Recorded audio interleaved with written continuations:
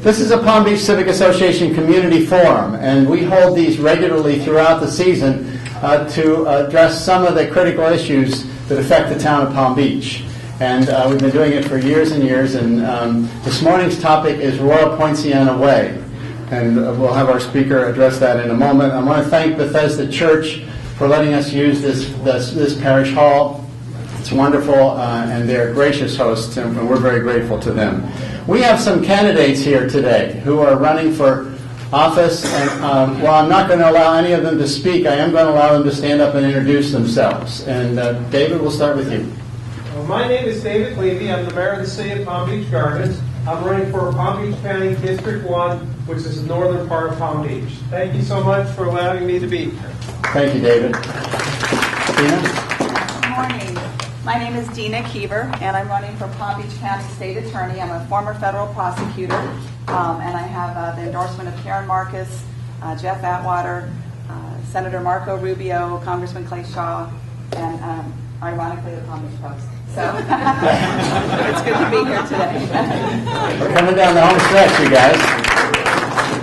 Just in case you aren't entirely worn out by politics, tomorrow at the Civic Association Community Room in the Paramount Building, we are hosting Adam Hasner, who is running to be our United States representative. And then on Friday, we're also hosting Lois Frankel. So if you'd like to come to either of those events, you can sign up in the back with Rebecca, and you can pick up a flyer if you like. Also, if you're having trouble wading through some of the issues, the ballot issues, the candidates, the Civic Association publishes a voter's guide that's specifically for residents of Palm Beach. And so if you'd like to pick one of those up on your way out, you're more than welcome to do that. We're very happy to have our mayor with us today, Gail Caniglio. Welcome. Good to see you. Thank you for coming. And Gail, you're going to introduce Adam Hasner and Lois at our two events on Wednesday and Friday. Thank you. And we have Town Councilman Bill Diamond with us this morning. Bill, good to see you. Are there any other council members here? No. Okay. Several months ago, when the Palm Beach Town Council was struggling with what to do about Testa's restaurant, Councilman Michael Pucillo was drafted by his counterparts on the council to figure out a solution to the problem of Royal Poinciana Way. Mr. Pucillo and his committee, which was made up of members selected by the council members, were assigned the task of doing what no other person or group had ever been able to do in probably the history of Palm Beach, which is to come to a solution that sort of pleased everybody and made everybody happy about a part of town that everyone holds dear. Fortunately, Michael Pucillo is just the man for the job, and we've watched him work over the summer. He is intelligent, articulate, and thoughtful about this issue as other issues. He is an attorney, and he is also a lifelong resident of Palm Beach, which makes him uniquely qualified. We've watched him in the meetings with his committee. He's patient and he's open, and as a result, his group's been making quite a little bit of progress in this area. So we asked him to come and update us today, the residents of Palm Beach, and we're very happy he's agreed to come and speak. And the plan for this morning is to ask him to give us a little overview and then to open it up to questions from the floor. Michael, we're very grateful to have you, and I'll turn it over to you. Thank you.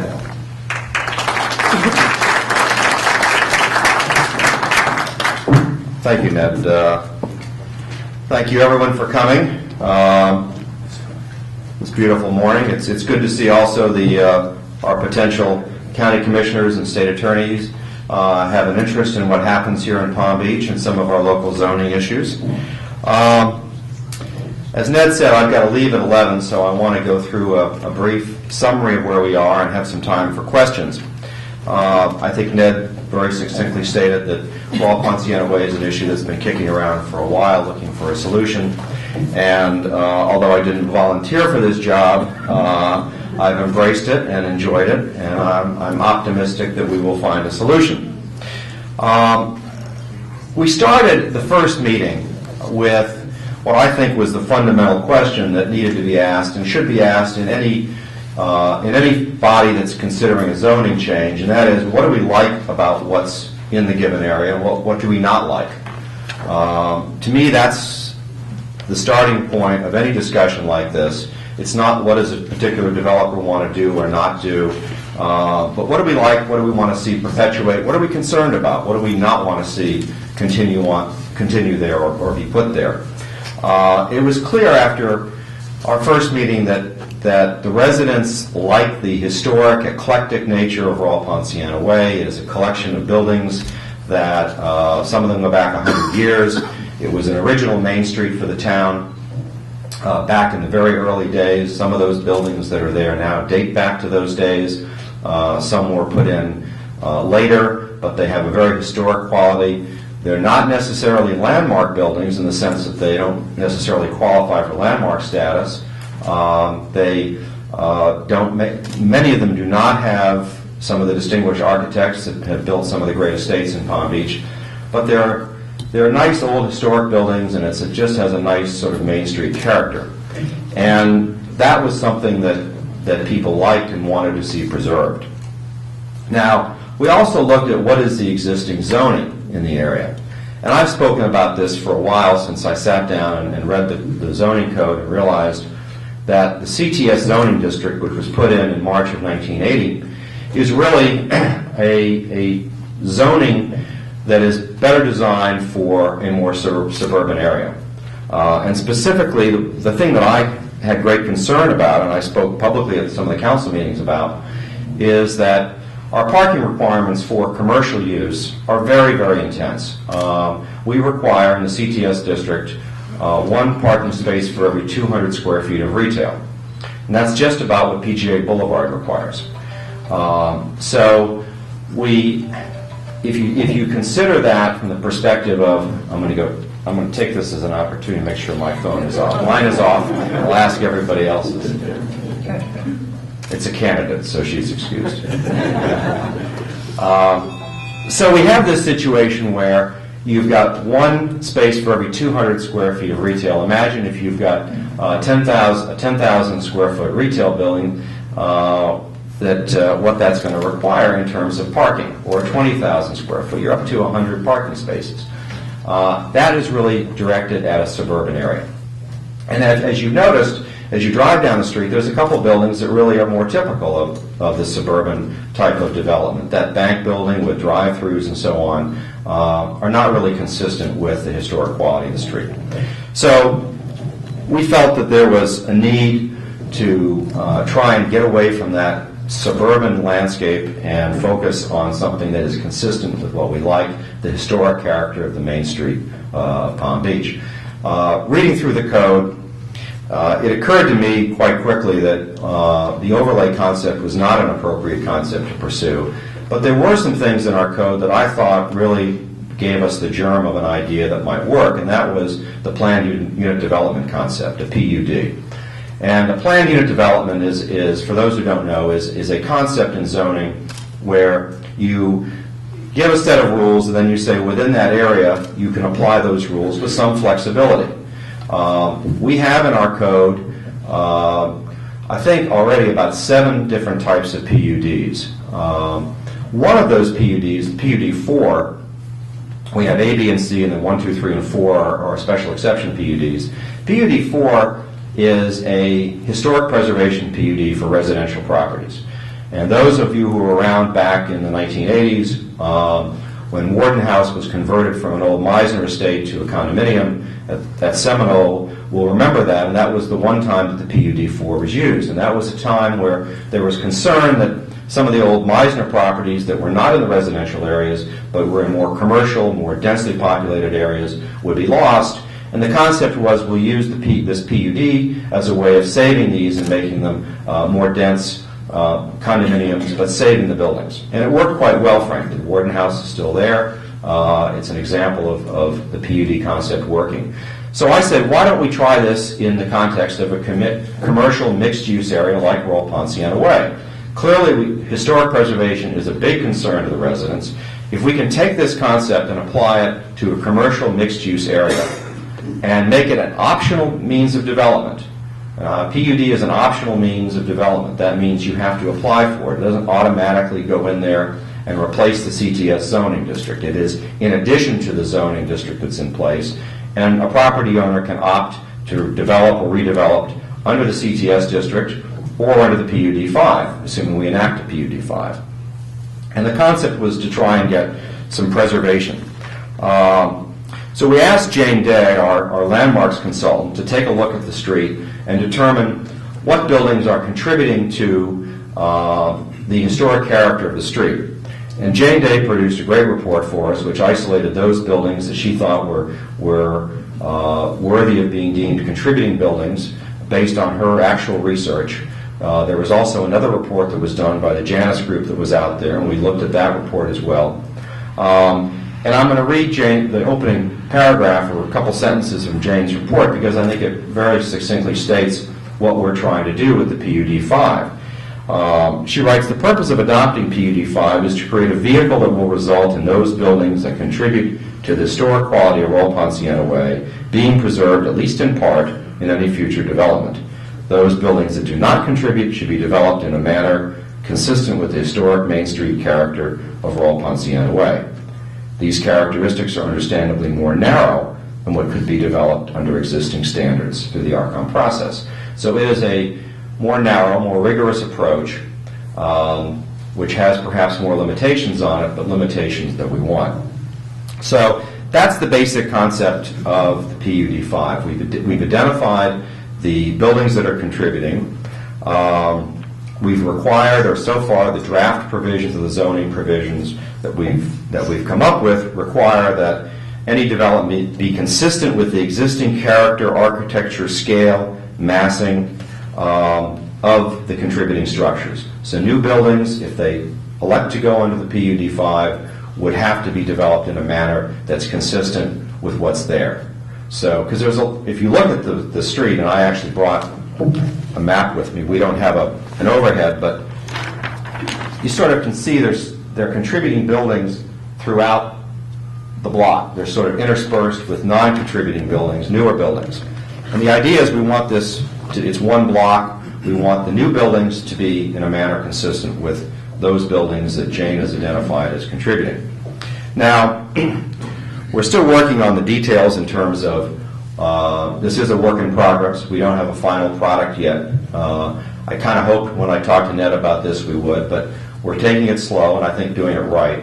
So we don't have a final product and we're still working on some of the details, but we are looking at whether we should have percentages of buildings that need to be preserved, whether we should have facade requirements, whether we should look to our landmarks ordinance, which also has a lot of good provisions in it dealing with redevelopment of older properties. And hopefully at the next few meetings we'll come to some solution. This only applies to the 5-acre area bounded by Royal Poinciana Way and Sunset and Bradley Place and County Road, that one square block. It's 5 acres. It does not apply to any place else in the town. The PUD process, in the sense that there is in our code already an established process for developing a PUD, we don't have to reinvent the wheel on that. We have a very, very specific process that if you want to develop under PUD, whether it's our potential PUD 5 or some of the others in the code, you've got a process that you have to go through. You've got to go through the Planning and Zoning Commission. You've got to go through either ARCOM or landmarks, depending on your property. And you've ultimately got to go to the town council. So it's not an automatic. There's a lot of checks and balances in this process. So that's the basic outline. The two issues that I think are really the critical issues that have caused a lot of concern and discussion are density and parking. And I want to talk a little bit about density and parking because those are the two issues that I see critical to this process, and also, if we're not careful on how we deal with those two issues, we will not succeed. And I think it's important that if we do pass something, it's something that works. As I said before, parking, in my view, at least on the commercial side, was a significant issue in terms of what it was required. Now, density, the current density in the CTS district, where this 5-acre area is 6 units per acre. It's clear that density was somewhat of a carrot that we wanted to hold out there as some incentive to use the PUD 5, because we're asking people to come under a more restrictive zoning bundle of rules and embraced that, and we felt we had to give them some incentives and density and some brakes on parking were the two areas that we had to play with, that we had to work with. So we proposed that rather than 6 units, it'd be 10 units per acre, and with the ability to go to 13 units per acre in two specific instances. One is if you are reducing your density by 50% or more. And there's a couple properties on that street now. There's one in particular that's got 7 units on it. It's about density is about over 30 units per acre. If they went to 3, that would be an advantage. And I think that is a building that's been designated as contributing. If that were redeveloped, and you'd essentially reduce density by 4 units there. There's another one you could reduce 1. So there would actually be a reduction in density, but getting down under the 13 units per acre. And just a word about the 13 units per acre. That number came from the comprehensive plan, which limits density in this town to 13 units per acre in the highest areas. It's a number that we picked for a reason. We also have 10 units per acre in the RD1 district. That's a number that is in the code. We also have 2 or 3 PUDs in the code that allow you to go to 13 units per acre. One of them, the PUD 3, allows you to go to 13 units per acre when the underlying density in the RD1 district is 10. So there's a precedent for this. If you go beyond 13, then I think you're getting into an area where it's not something that's sanctioned by the comp plan, and I think is clearly much more controversial. Parking. And this is the one area that I'm really pleased to have a chance to talk about, because there hasn't been a lot in the press about this, and when we got to parking at our last meeting at about 4 o'clock in the afternoon, there really weren't very many souls left in the room, because it was a long, difficult, tiring day, and we had to be there, but parking is really a critical issue here. What we're doing with parking is this. We are recognizing the notion of grandfathered parking for commercial uses. And the code, in its current iteration, and again, this could change, in its current iteration, the way we are drafting this is drawing distinctions between commercial and residential. On the commercial side, remember in my example, that's where you're going to get 50 or 100 parking spaces and curb cuts if we're not careful under CTS. So what we've said is, if you've got grandfathered parking there, if you've got a 20,000 square foot retail building and you've got no parking for it, then you're grandfathered in. And whether you redevelop a contributing building and save a portion of a historic building, or you do new development, you're going to get credit for that. Because what we're trying to avoid is this strip mall effect where we have massive amounts of on-site parking that really turns that from a main street to a suburban street. So we're going to give you credit for all of that. If you've got 10 spaces there and you're supposed to have 100, you're going to get grandfathered for 90, but you're going to have to reproduce those 10. Think about the old Daily News building owned by the Breakers now. They've got 15 units, or 15 parking spaces there. There's no residential there, it's all commercial. If they come back and ever redevelop that building, which is not a contributing building, it's considered it would be new development, they would have to replicate those 15 spaces. Now, they're also grandfathered in for a good bit more, and they would get credit for that. So the idea is to give you credit for the commercial. What about the residential? And this is a point that I think needs to be stressed. You don't get credit for residential. For example, that building I mentioned a moment ago that's got 7 units, if they tore that down and they wanted to put 7 units up, they would have to get parking for 7 units. Now, why is that important? Because if they come down to 3, they don't have to put any parking. So you're going to get a reduction in density. If they come under the PUD 5 and they can reduce their density by 50%, they don't have to put parking. And of course, the theory is if we've already got 7 units there with no parking, 3 is less of a burden on the town and on the on-site, on the on-street parking requirements that we have. So there's not a lot of flexibility in parking in terms of residential.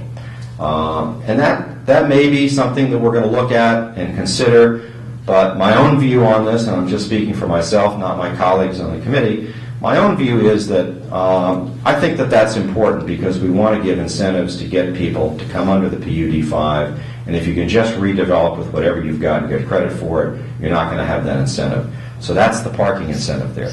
The other incentive, obviously, is on the parking is the underground parking. It's really only available to a couple of properties on the street that could realistically do it. You would get credit on your commercial, but if for all the residential you add, or all the residential you put on the property, I should say, you'd have to have parking. So getting underground parking in a couple of the large spots, I think would be helpful. Obviously, the Testa property is the largest property in the street. It's 1.32 acres. If they did that, if they did underground parking, they'd be able to go to 13 units per acre. They'd be able to put some more residences. I have no idea whether they would or not, but I think that if there was a redevelopment there and you're able to save the old facade of that restaurant and perhaps build around it and perhaps have some residential units more on the back than on the front with some courtyards and vias, I think that would be a good result. Whether they're interested in doing that, I don't know. I think they're interested in seeing what we accomplish here and whether we accomplish anything. Briefly, I want to touch on a couple other points. Lot coverage. I'm going to get through this real quick and answer some questions. Lot coverage. We limited the lot coverage to 70% lot coverage. That's what's there now in the CTS district. We also required 30% open space. I feel very strongly that we need some vias and courtyards there. We obviously love Via Parigi and Via Meisner, and if we could have something that even is close to that there, I think that would be a very nice step for that part of town. So the 30% landscape open space is important, and by open space we mean available to the public, not putting up bars at night, areas where you can walk at night. We want to make this a pedestrian-friendly, Main Street, mixed-use area. There are many of them around the world. I'm sure people here in Palm Beach have traveled to many of them, and they work. People are there at night, they're there during the day, they go shopping, they go to restaurants, they stroll, they go into V's and Vias, and that's really essentially what we're trying to achieve. So we're limiting it to 70% lot coverage, 30% open space. A little bit of a break from the CTS district, which allows you to go to 2 stories. We've said you can go to 35% lot coverage on the 3rd story. Again, a little bit controversial, although you can get 3 stories by variance now. We've said you can go to 35% lot coverage. The inspiration for that is frankly all over the town of Palm Beach. If you go down County Road between Royal Palm Way and Seaview, you'll see a beautiful mix of 2 and 3 stories. Worth Avenue clearly goes, you see 3 stories, sometimes 4. So there is the ability to, I think, do some interesting things with architecture if you've got a smaller footprint on the 3rd floor. And a smaller footprint is, in my view, very important because you don't want massing of 3 stories. So thinking about towers and things like that, architectural details, we wanted to give a little bit of license to architects. And bear in mind, we're just writing the rules of the road here if we create this PUD concept. If someone's actually going to take advantage of it, they're going to have to file an application. They're going to have to go through planning and zoning. They're going to have to go through ARCON or landmarks if it happened to be a landmark building. And incidentally, we're not excluding landmark buildings like the overlay did. And the reason we're not is, when I talked to Jane Day about that, she said, I don't want to exclude landmarks because we don't want to discourage people from landmarking their buildings.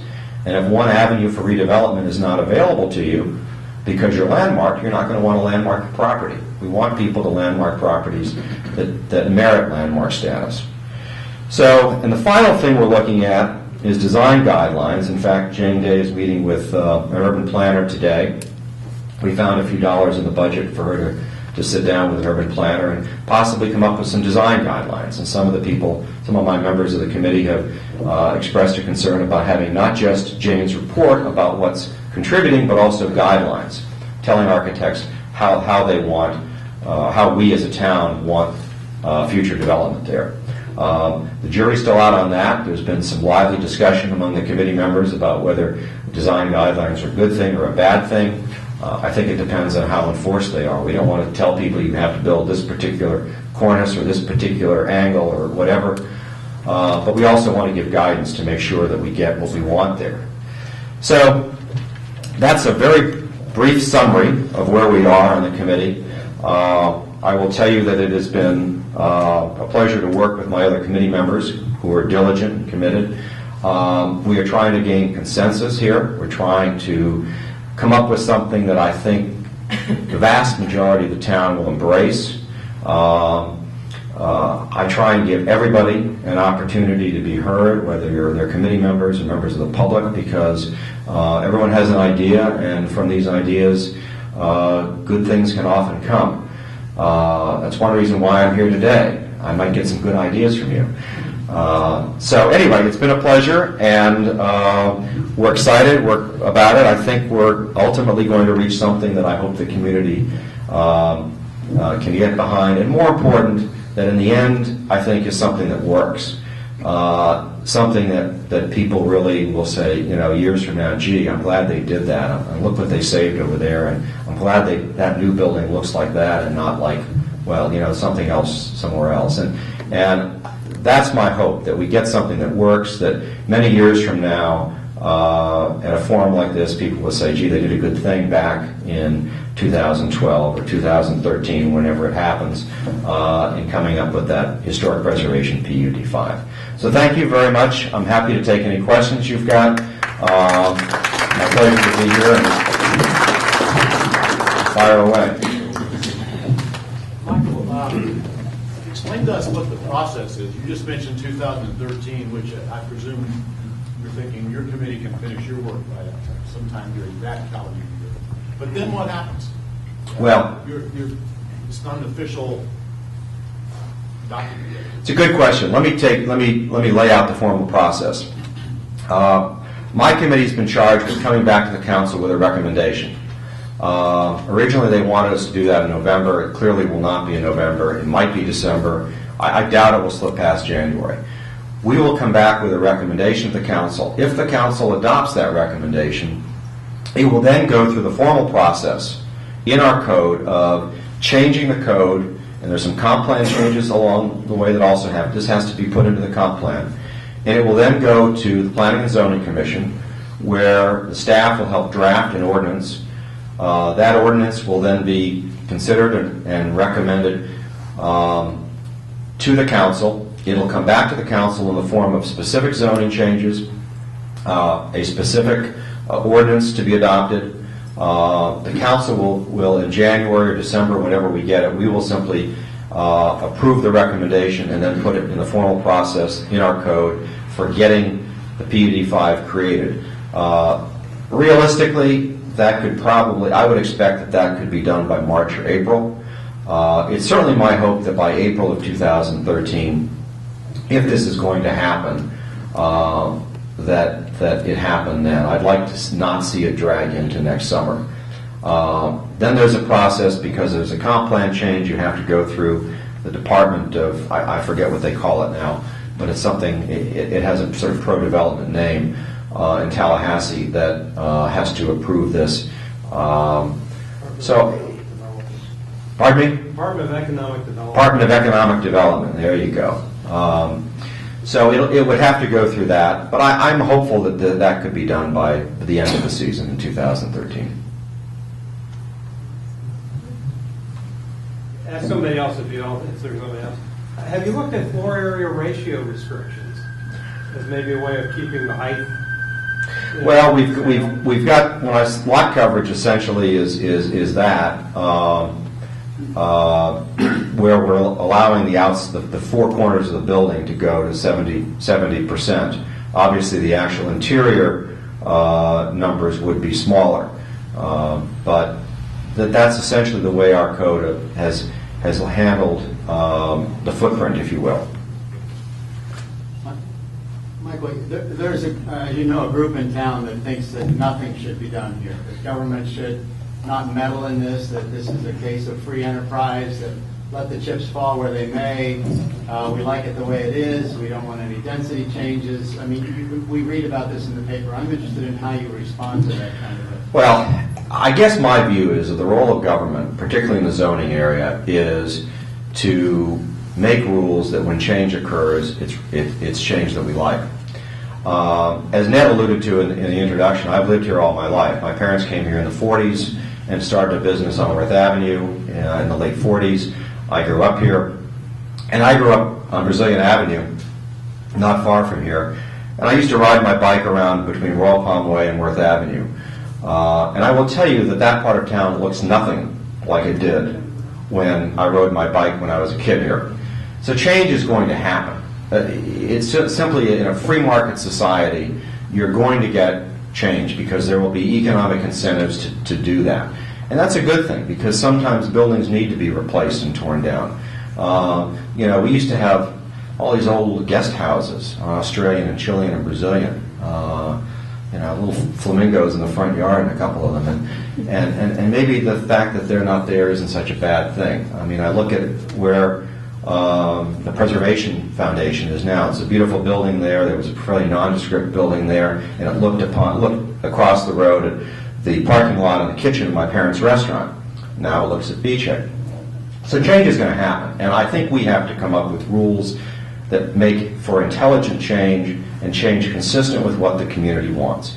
If you simply take the position that don't change anything, change is going to happen anyway, whether you like it or not, in a free market economy. And I think you lose the opportunity to really shape that change in an intelligent way and in a way that is in accordance with what the community wants. So that would be my answer to those who make that point. Pat? Could you, you get into zoning and you start getting into the alphabet soup of everything, PUDs and CTSs, but could you specifically address the applicability of what you're undertaking to other areas of town? What areas of town would be affected, people can claim that they should be affected? Right. Good question. Well, first of all, let me say, I think a lot of people are concerned about Royal Poinciana Plaza, and I think your question really alludes to that concern. Precedent is a word that gets thrown around a lot, and it always doesn't get used in the way that it should. And as a lawyer, I sort of look at precedent in a very strict way. I look at it. Precedent to me is you have a given set of rules, and you apply those rules to a given factual scenario. And if the facts are the same, it's a precedent. If the facts are not the same, it's really not a precedent. And with respect to what we're doing here, is it a precedent for the plaza? The answer, in my view, is clearly no. Royal Poinciana Way has been there 100 years. It's always been a mixed-use Main Street area. It's never had any on-site parking of any substance. It's an eclectic group of buildings that have sprung up over time, over decades, and it's always had a secondary residential component upstairs and around the corner. The plaza is nothing like that. It was developed in the 1950s as a retail and commercial area. It has no residential. It's got 700 parking spaces, give or take, depending on whose count you use.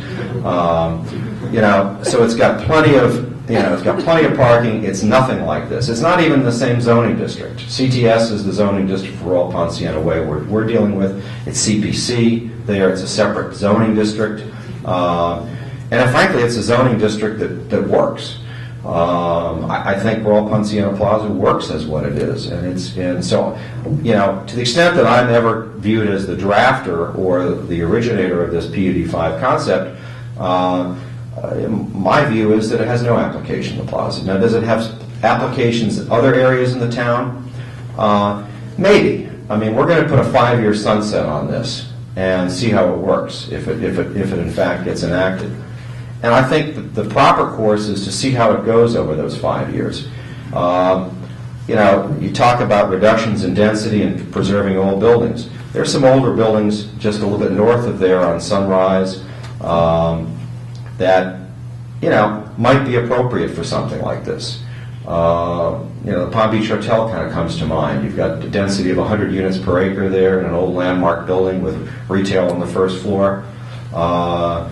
If you went down to 13 units per acre, you get rid of 175 units and you'd preserve an old building. That's a landmark building. So, maybe. But the facts have to match. The facts really have to apply for it to be a precedent. And I think in terms of the plaza, the facts just don't match at all, and it's not a precedent for anything there. And I've said that publicly many, many times, and I will say it again. I think that's just a very different scenario.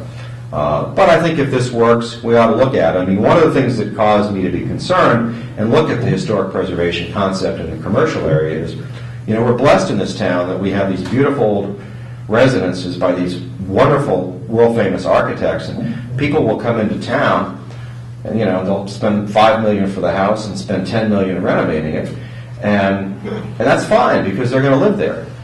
But in a commercial context, you can't do that. There has to be a return on investment. And so we have to come up with rules that work to preserve our older commercial buildings. And that's kind of what's happening in my judgment, the Royal Poinciana Way. No one's put any money into those buildings for 30 years. Michael? Will assemblage of properties be incentivized by this, do you think? Or what will...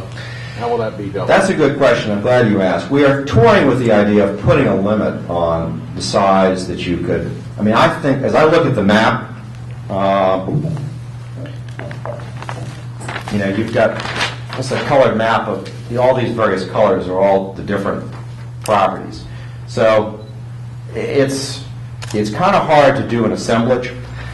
But we're thinking about putting a limit, perhaps 1.5 acres or something like that. I don't want to put it below what an existing property owner has because I don't want to single out one property owner. But we're talking about doing that to looking at that issue and also requiring breaks in terms of the streetscape. Every 100 or 150 feet, you have to have a 15-yard break or 15-foot break in case someone does assemble big properties. So I think we are going to consider seriously, and I wouldn't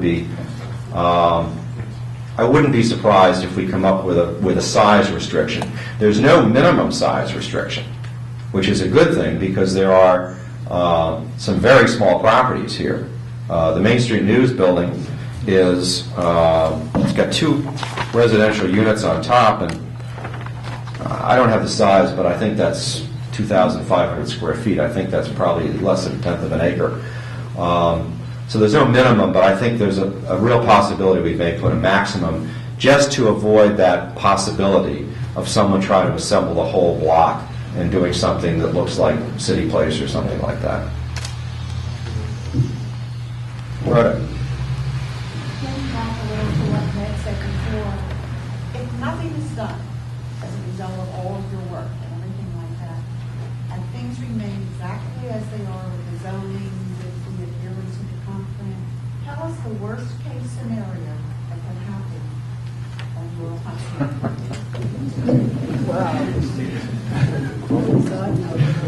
The question for those who may not have heard it was, tell me what the worst case scenario is if nothing happens. Well, I think the worst case scenario is that the street gets developed in a manner that is consistent with the current zoning. And that someone throws up their hands and says, okay, I'm going to abide by the letter of the law and do exactly what your zoning code requires. And I'm not going to embellish on that by saying what type of establishments they would put there. Just stick with that concept. If you put you take a 40,000 square foot Palm Beach acre and you put a 20,000 square foot retail first floor, which covers 50% of the lot, and then you're allowed to put 6 units per acre, so you could put 6 apartments on top. You now have a requirement for 113 parking spaces. Well, you can't fit 113 parking spaces on 20,000 square feet, so you're going to have to cut back on that. The Civic Association did a very nice thing for us. They hired Hedrick Brothers to take a look at what the zoning code provides for, and they calculate, I think, 62 or 63% of the lot would have to be parking. So you're going to have something that looks like 37% building and 67% parking around it. And, you know, it could be a great retail establishment or a series of establishments are there, or it could be a not so great one. I'm not going to get into that. But whatever it is, that particular picture of 63% of an acre is a sea of parking lot. I mean, I tell people, if you really want to see what the open space requirements are in the CTS district, go look at the Publix parking lot, because that's what you're going to get. And you're going to get that on Royal Poinciana Way. And that's not a good thing. That's what really kind of got me interested in this issue in the first place, is the fear that that might happen. And I don't want to sound fear-mongering, but that's what our code provides for. At some point, someone's going to say, okay, I'm going to go by the book. And that's what we're going to get. In mentioning that there might be 2 underground parking facilities, how much thinking has gone into how they would access, where they would access, what requirements might be made in advance, or whether this is going to be left to the processing of the application? Because there are either ramps required or elevators required, and the traffic patterns will be affected. So what thinking and planning has gone into Well, it's a good question. The first thing we've got is no curb cuts on Royal Poinciana Way, no curb cuts on Bradley, no curb cuts on county roads. That means Sunset's the only place you can access this. So if there is any underground parking, and I think 2 is probably the maximum you could get there, maybe 3, but I think it's unlikely. So what you would have is you would have access in accordance with our existing code, because our code's got a lot of requirements for this type of thing in terms of the size of the opening, a lot of building code provisions that would apply there. You would have to essentially access it through, on Sunset, you'd have to have in and out. You would probably have to have some elevators there, not for cars, but for some other things. Obviously, it would have to comply with the code completely, but it would only be off of Sunset. It would not be on Royal Poinciana Way. I mean, that's one of the curb cuts on Royal Poinciana Way, and parking on Royal Poinciana Way is one of the things that I think are so antithetical to what we want there. I mean, if you walk on that street at night and you go from Sprinkles down to the next, I guess it's Cucina's the next part, there's like a dead space because there's a parking lot there. And that's what you want to avoid. So all the parking, the access, all would have to be on Sunset. My name's Harold Simon. You were born here, but I've been coming here since 1950. And I've seen the town. You beat me by 3 years. Yeah, well, you look much younger. So anyhow, and I think that what I've listened to this afternoon has been a very, very good explanation of problems in putting things in that, for the Poinciana development there. But I think I haven't heard a mention, and probably I read about it, but I followed it, the town council meetings and so forth, is what is the concept of what you want in this town, in Poinciana Way specifically. And there's a lot of changes that have occurred in the world. If I come down here now and I see all the vacant stores, I never saw that. Never saw that. The world today is online shopping. And I think that the need for these big stores, you go on them today, they're all empty. And I think the concept is you've done all the details, what you need to have in a specific area. But what is the general concept of what you're going to have in this area? I haven't heard really any description. This is what we want. We want something that's limited. We can only have 3 stories, or 2 stories, and the zoning code. But I think when I look at problems, because of my profession with medicine, if it comes to cancer, we want to solve cancer. We don't look whether we should have 3 MRIs or 2 of this or 4 of that.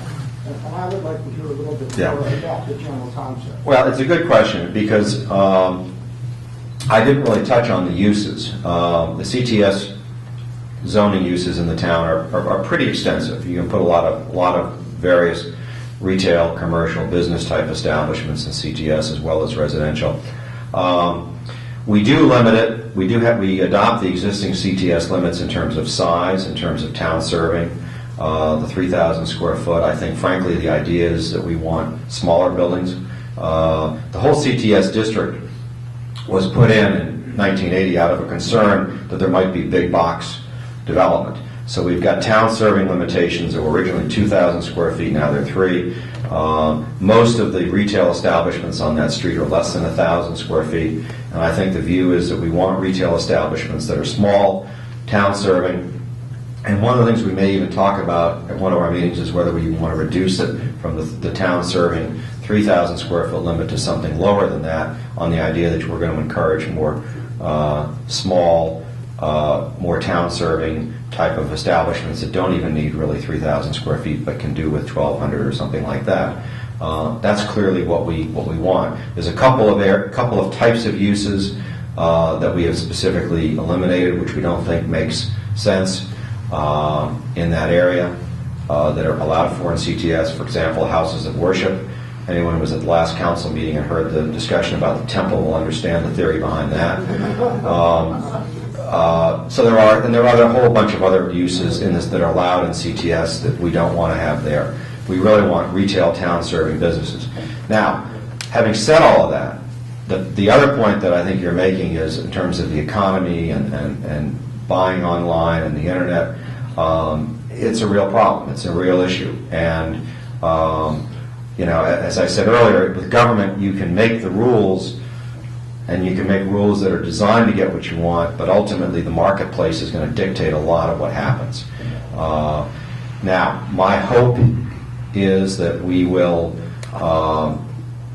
create a set of rules that will encourage something that results in some town-serving establishments. I remember vividly the debate in 1980 when we adopted the CTS district about we want fish markets. We want fish markets. We want butcher shops in this town. Well, we don't have any more fish markets or butcher shops than we did in 1980.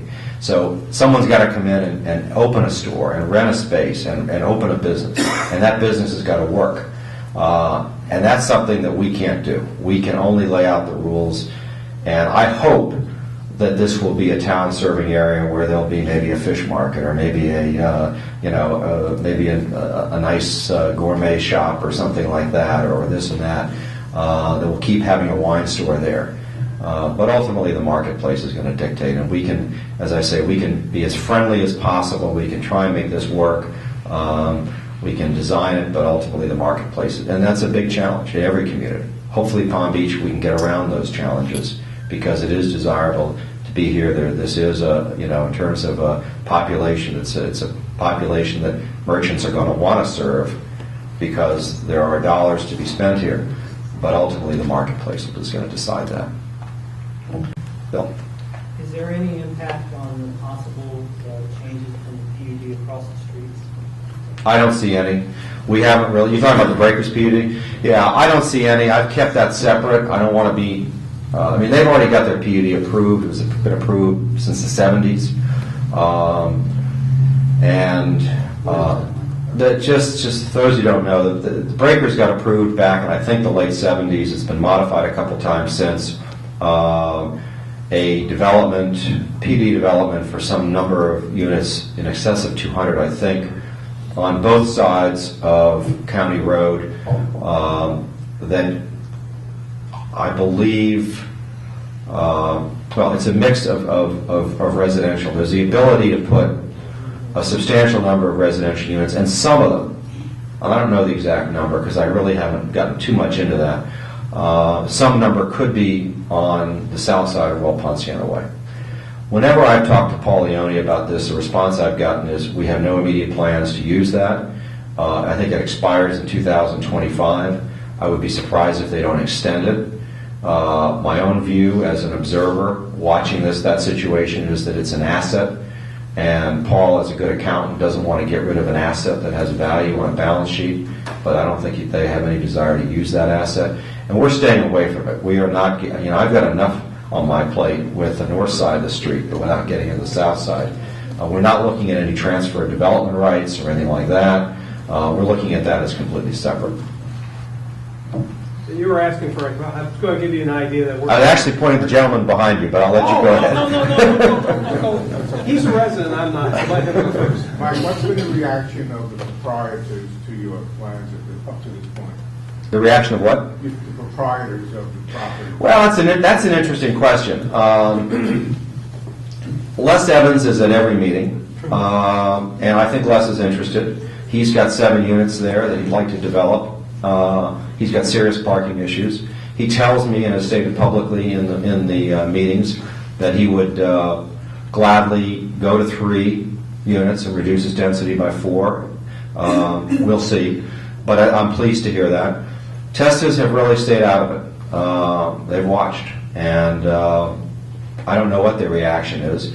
And that's really about it. I think everyone is sort of watching and waiting to see what happens, and not getting too excited until we produce something.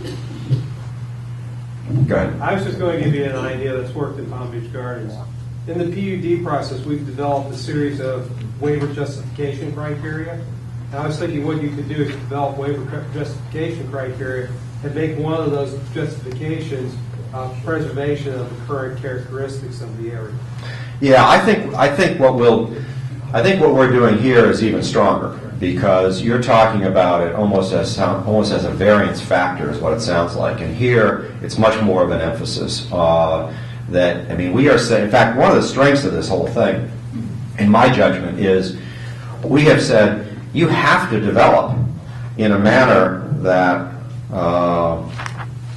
I wrote it down because I wanted. This is what the code provision would say: consistent with the existing character, architecture, scale, massing, and placement of the contributing structures. You have to do that.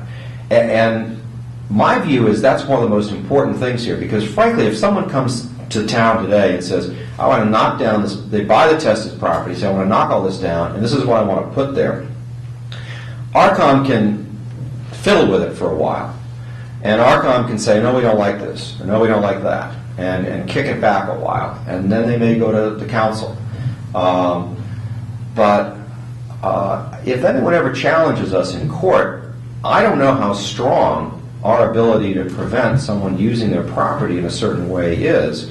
And if you have a code provision that says you must develop consistent with the existing character, architecture, scale, massing, and placement of the contributing structures, and these are the contributing structures, you go in front of a judge across the lake, and they understand what that means, and they say, no, this doesn't meet that criteria.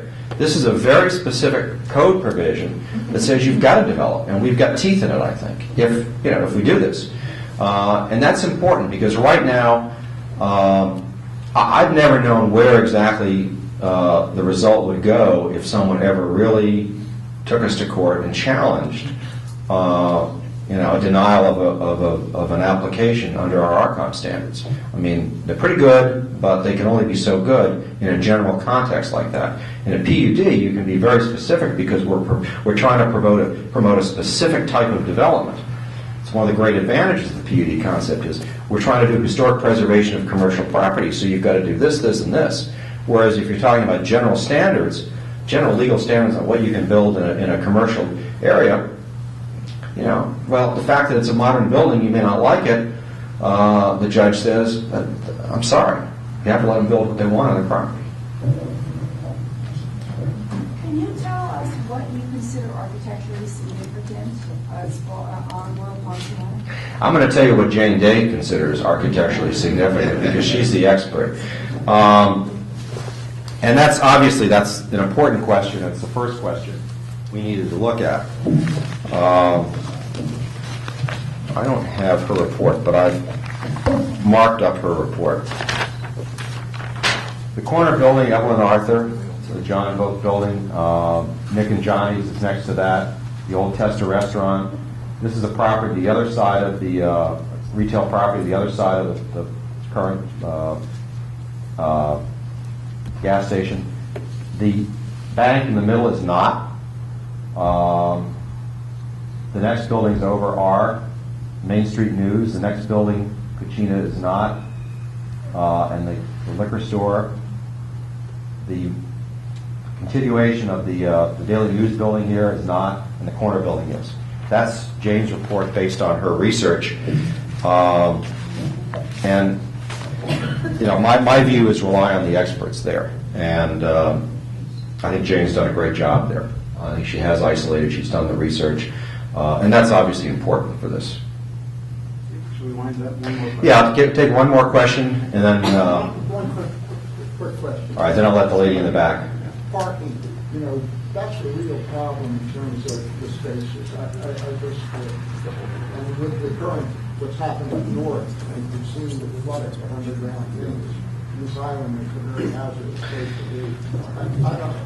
I don't know how to solve that problem. Yeah, parking is a big issue. We tried to figure out a way that makes it no more taxing on the on-street parking that's there now. And we basically said if you're going to put significantly more residential, you're going to have to put underground parking. I mean, the advantage of underground parking, frankly, if someone's prepared to spend the money to do it, is it doesn't get people who come to the street for half hour, an hour. It gets people there for 8 hours. It gets them off the street. And then that opens up the spaces on the street. The people there for a half hour.